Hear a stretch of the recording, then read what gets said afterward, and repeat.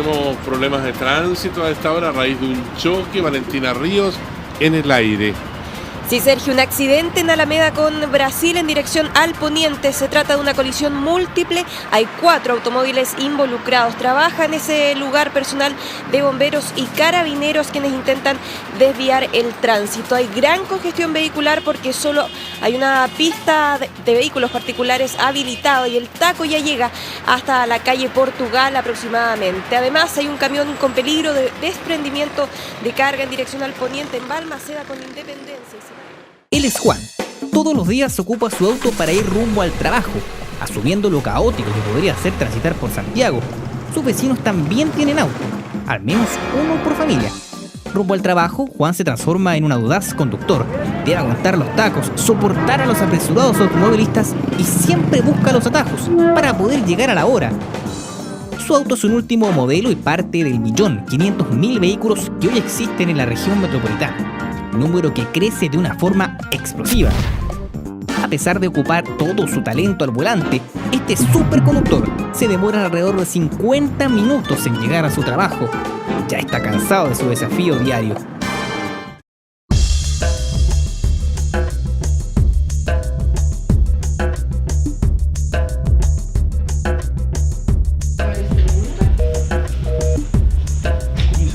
Hola.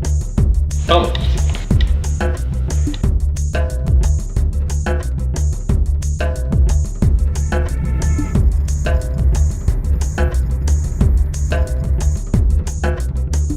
El principal problema que tiene el crecimiento de la infraestructura de transporte en Santiago hacia el futuro es el espacio.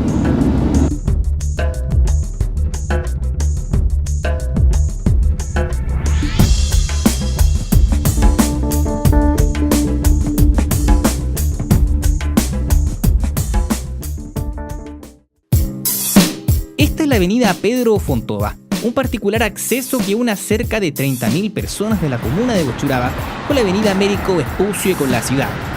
La falta de un ensanchamiento vial está a la vista.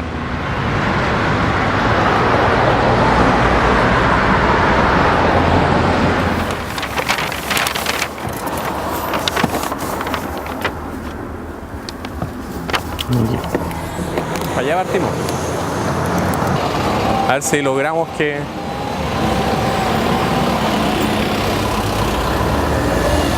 El problema aquí es bastante claro. Tú tienes una vía troncal como Pedro Fontova que viene con 2 pistas en sentido norte-sur desde los condominios y el sector residencial.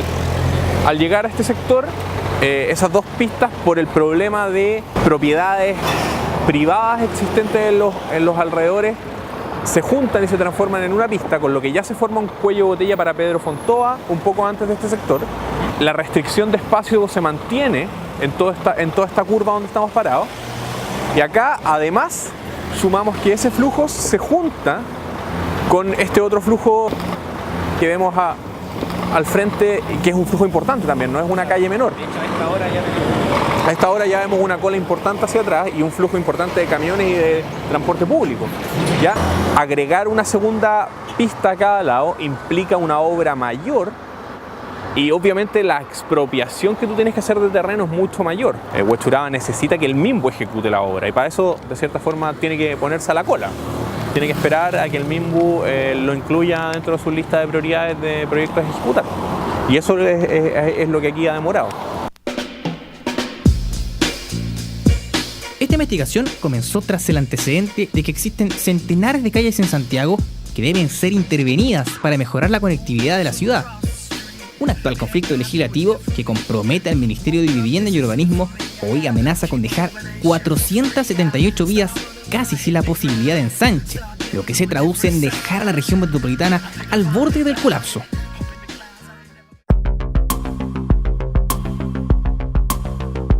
En 2009, la consultora de planificación Borges Cibur entregó al Ministerio de Vivienda y Urbanismo un estudio llamado Actualización Título Séptimo PRMS Etapa 1. En este documento había una lista de miles de calles evaluadas por su ancho y nivel de saturación de tráfico. Muchas de estas vías no poseían el ancho mínimo establecido por la norma, lo que sería una de las razones del taco.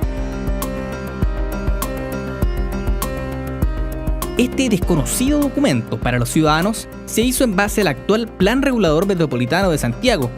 La sugerencia realizada por esta consultora al MIMBU era que había que realizar ensanches a cientos de calles para que Santiago funcionara de buena manera. Esto tendría un costo aproximado de 1.300 millones de dólares, que de no invertirse provocaría que la ciudad tuviese un nivel de atochamiento cada vez peor. Esta evaluación fue vital para el trabajo posterior del Ministerio de Vivienda y Urbanismo. Este estudio nos sirvió a nosotros para usar la priorización. Nosotros seleccionamos un set de proyectos que éramos capaces de ejecutar. Un proyecto, desde que se formula al Sistema Nacional de Inversiones, que se presenta, hasta que se ejecuta como obra, normalmente pueden pasar 5 o 6 años. Si hoy día tienen 400 vías, ¿cuántas se pueden hacer al año? Buen punto, porque resulta que la capacidad de ejecución de las instituciones es limitada. Yo creo que ese es el cuello de botella. Hoy día la unidad ejecutora puede ejecutar 2, digamos que un proyecto al año. O sea, necesitamos 400 años. Ahí te da una idea.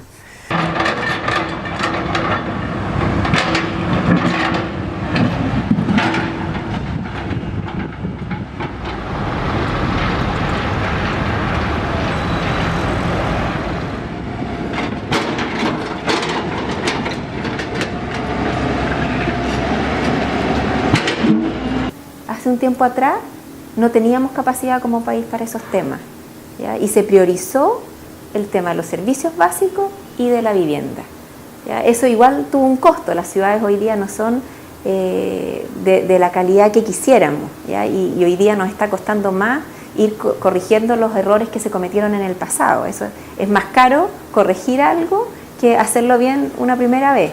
Yo creo que en el aspecto vial, la muerte para la vialidad de una ciudad es el artículo 59 actual. El artículo 59 es parte de la Ley General de Urbanismo y Construcciones e identifica terrenos llamados de utilidad pública. ¿Qué significa esto? Que pueden ser expropiados por el Estado cuando se necesite construir nuevas vías. Santiago tiene 4 tipos de vías: expresas, troncales, colectoras y de servicio. ¿Cuál es el problema? El año 2004, el artículo 59 fue modificado por el ex ministro de Vivienda, Jaime Rabinet, fecha en la que se legisló a favor de este proyecto y en la que se dio un plazo de 5 y 10 años para terminar con los terrenos de utilidad pública. Cumplido el plazo, en esos terrenos se podría construir casas e incluso altos edificios. Cuando hay regulaciones que no permiten desarrollar libremente al privado, surgen leyes que de alguna manera inhiben, ¿no es cierto?, los planes reguladores, y este es el caso del artículo 59, ¿no es cierto? Porque el plan regulador, ¿qué hace? Es de alguna manera reservar áreas, terrenos, ¿no es cierto?, para que pueda, por ejemplo, ensancharse vías, ¿no es cierto?, para que se puedan generar áreas verdes, pero grava al privado. Entonces dicen, lo estamos perjudicando. Entonces, ¿cómo hacer para no perjudicar al privado? Es hacer de que si el Estado no es capaz de indemnizar a esa persona en un lapso dependiendo de 5 a 10 años, ¿no es cierto?, automáticamente caduca esto y el propietario puede construir lo que él estime conveniente de acuerdo a las condiciones que están establecidas también en las áreas aledañas. Patricio Ales, que es el diputado que fue el que la defendió fuertemente, yo creo que de manera muy equivocada, y lamentablemente es el único arquitecto diputado que hay, cuestión que nosotros hubiésemos querido otra cosa, que hubiese defendido efectivamente la ciudad y que no hubiese propiciado su destrucción, digamos. Dicho en términos bastante a lo mejor exagerados, pero así lo vemos nosotros, digamos.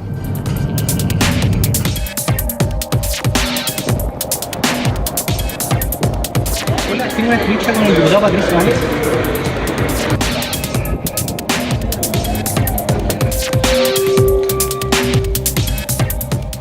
Y creo que el gobierno en su momento fue descuidado en cuanto a no transpirar un poquito más para haber buscado mejores soluciones que resguardaran mejor el interés de la planificación de la ciudad. Creímos ingenuamente o descuidadamente el gobierno y nosotros también todos que los plazos que se establecían 5 renovables a 10, 10 renovables a 20, iban a ser plazos suficientes para que se hicieran de verdad estas calles que se estaban planificando.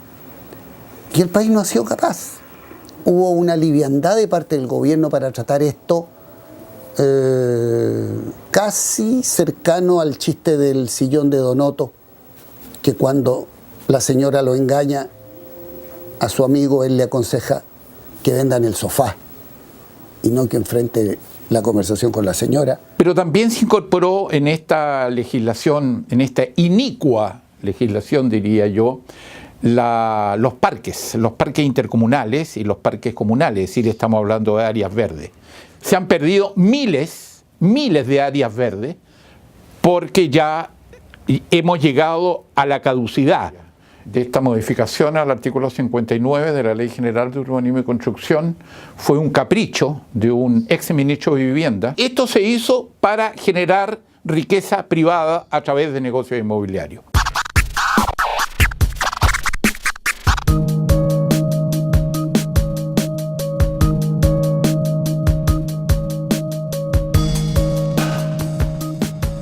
O sea, hay gente que dice que esta modificación a la ley tal vez pudo ser pro mercado inmobiliario. ¿Usted está de acuerdo con esto? La verdad es que es pro propiedad, es pro gente pobre, que son los dueños normalmente de esas calles a expropiar, que hoy día ven disminuir su patrimonio, el único que tienen, por una decisión arbitraria e injusta de autoridad. O sea, ¿usted no está de acuerdo con esta aseveración? Para nada. Si lo absurdo es pensar, esto en gran medida se genera por esa afición de los arquitectos de planear la ciudad del futuro, se ponen en un plano grande y con un plumón van trazando cómo va a ser la ciudad del año 2020, 2030, 2050, y no se dan cuenta que cada uno de esos plumonazos daña propiedad privada que queda congelada y que no tiene ninguna indemnización. Yo no me niego a que los urbanistas planifiquen, pero que paguen. Cuando caduque el artículo 59, o sea, el periodo de expropiación, estas vías ya no van a poder ser expropiadas. Pero eso no es verdad. Le están mintiendo en el mismo si le dijeron eso. Ellos pueden expropiar, pero pagando. Claro, o sea, lo que no pueden hacer es congelar. Esta lista de 400 y tanto que tiene el MIMBU lleva 50 años, señor. 50 años. Entonces usted 50 años va a tener la propiedad congelada porque a un arquitecto y un urbanista se le ocurrió en la mente. Eso es injusto, eso es inconstitucional. Si quiere expropiar, expropie. Pero ¿okay? teniendo en cuenta, por ejemplo, que el tema del tráfico hoy en día pero, es perdón, ¿y usted cree que Nueva York no tiene ese problema y París no tiene ese problema y Buenos Aires no tiene ese problema? Pero expropie. Si lo que no puede ser es decir, mire señor, yo tengo 400 calles que afectan, yo no sé, a miles de propietarios, por estas mismas listas, a miles de propietarios que dejan su propiedad en el limbo, sujeto a utilidad pública. ¿Cuándo la van a hacer? Dígame, el mismo. ¿Le ha preguntado cuándo va a hacer estas 400 calles? El día San Blando.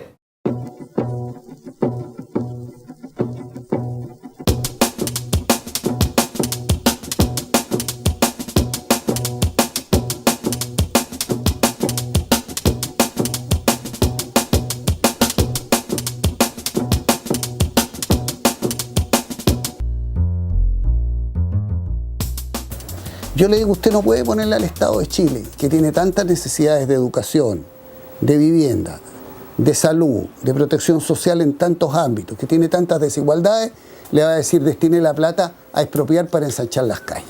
Porque el país no puede darse ese lujo, porque son miles de millones de dólares los que habría que disponer solo para andar demoliendo propiedades. Y después otros miles de millones de dólares para construir las calles que tendría que hacer en ese lugar. O sea, no es solo la plata para expropiar y para demoler. Tendría que poder ser la plata para expropiar, la plata para demoler y la plata para construir vías. Por lo menos este ministerio, cerca de un 80% de los recursos que este ministerio recibe se utilizan en pagar subsidios habitacionales, es decir, apoyar a las personas para que compren su vivienda.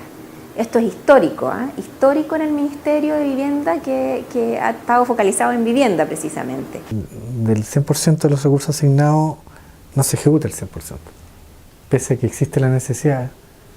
Porque fíjate, es bien curioso esto, porque existe la necesidad, La gente necesita que se ejecuten las obras, ¿cierto? Entonces está la necesidad, pero también están los recursos, está la plata para ejecutarlo. Entonces lo único que falta es que el encargado de ejecutarla lo ejecute, y ese encargado no la ejecuta. Entonces es ineficiencia, pero se ha dado bastante. Pero en ese caso estaría hablando, por ejemplo, por decirlo así, de una falta de competencia de la institución de no haber llevado a cabo estos proyectos. En alguna medida se puede decir que sí, efectivamente, porque asignados los presupuestos hay que ejecutarlos, ¿ya? Y la ejecución presupuestaria no ha sido del todo buena, digamos. Hay que equilibrar el bien común de la ciudad en su conjunto, que necesita la red vial. Son como las arterias. Si no tenemos vialidad, nuestra ciudad va colapsando. Si las vías van caducando y donde había programada una vía empiezan a aparecer casas y edificios, nunca más se va a materializar esa vía, ¿ya? Y nos vamos quedando entonces con un sistema que no funciona.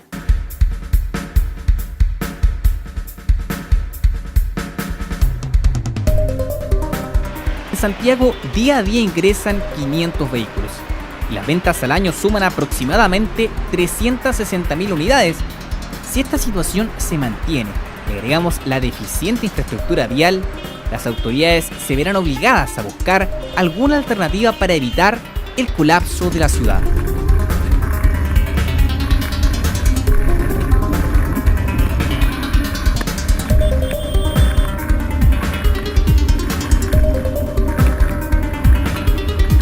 Si no se hace nada, el parque vehicular va a seguir creciendo. ¿Por qué? Porque el ingreso va a seguir creciendo. Si el ingreso crece, el parque vehicular va a crecer. No hay, la verdad es que esa relación ya está bastante empíricamente demostrado que el nivel de ingreso aumenta, la gente compra autos.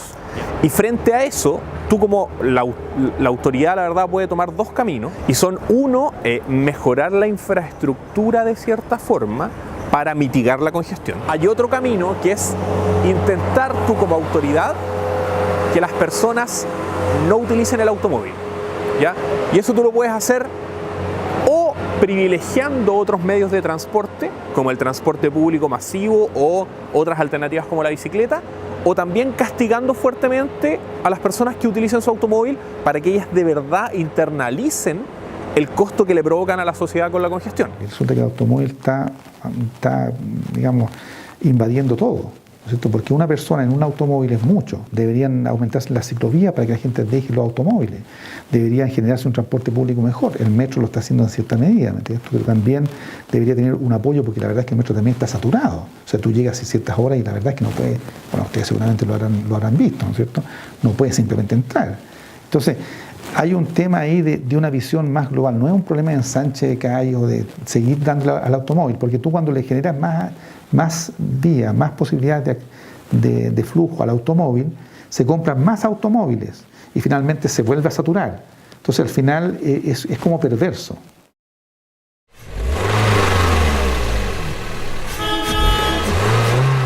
Juan en 2025 va a cumplir 50 años y tiene pensado dejar de andar en auto porque se enteró de casualidad de una muy mala noticia. Para ese año existirán 2.600.000 vehículos, lo que va a ocasionar que se demore hasta 3 veces más en llegar a su trabajo. Para ese entonces tendrá que dejar su capa, a menos que este problema se solucione.